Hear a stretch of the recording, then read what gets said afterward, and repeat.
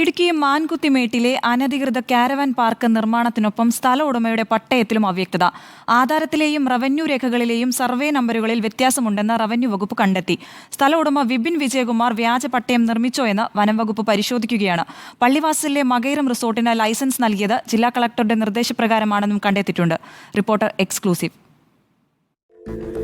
ഇടുക്കി മാൻകുത്തിമേട്ടിലെ കാരവാൻ പാർക്കുമായി ബന്ധപ്പെട്ട ചട്ടലംഘനവും അനധികൃത കയ്യേറ്റവും മാത്രമല്ല റവന്യൂ വകുപ്പ് കണ്ടെത്തിയിരിക്കുന്നത്.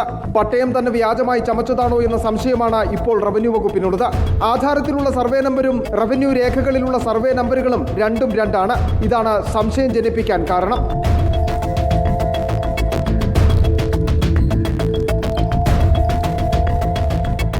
ആധാരത്തിൽ കാണിച്ചിരിക്കുന്നത് പാപ്പൻപാറ താവളത്തിൽ സർവേ നമ്പർ 60/1 എന്നാണ്. റവന്യൂ രേഖകളിലാകട്ടെ ഇത് 69/1 എന്നും. ആധാരത്തിൽ കാണിച്ചിരിക്കുന്ന 15/70 എന്ന പട്ടയ നമ്പറിലും വ്യത്യാസമുണ്ട്. ഈ പട്ടയ നമ്പർ പാറത്തോട് വില്ലേജിലെ കമ്പാളത്താവളത്തിൽ സർവേ നമ്പർ 4/1 നൽകിയിരിക്കുന്നതാണ്. 60/1 എന്ന സർവേ നമ്പറിൽ നൽകിയിരിക്കുന്ന പട്ടയമാകട്ടെ ചതുരംഗപ്പാറയിൽ LA 13/70 എന്ന നമ്പറാണ്. ഇതോടൊപ്പം തന്നെ 69/1 എന്ന സർവേ നമ്പറിൽ മറ്റൊരാൾ കരമടയ്ക്കുന്നുമുണ്ട്.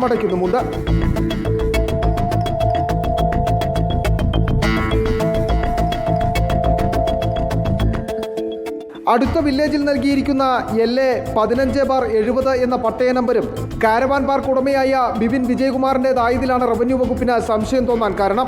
അതുകൊണ്ട് തന്നെ വ്യാജ പട്ടയം നിർമ്മിച്ചിട്ടുണ്ടോ എന്നാണ് റവന്യൂ വകുപ്പ് ഇപ്പോൾ വിശദമായി പരിശോധിച്ചു വരുന്നത്. Reporter Sandeep Rajakkad, in reporter, Idukki.